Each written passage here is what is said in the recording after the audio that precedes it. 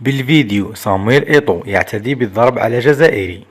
الحادثة وقعت البارحة عندما كان صامويل إيطو يغادر ملعب 974 الذي احتضن مباراة البرازيل وكوريا الجنوبية. قامت بعض الجماهير بتوقيفه لالتقاط بعض الصور معه على السريع. وفي تلك اللحظات كان الشاب الجزائري يصور بكاميراته وقام بترديد اسم الحكم الغامبي بكاري غاساما، واستمر في المشي خلف رئيس الاتحادية الكاميرونية وهو يردد كلام استفز إيطو.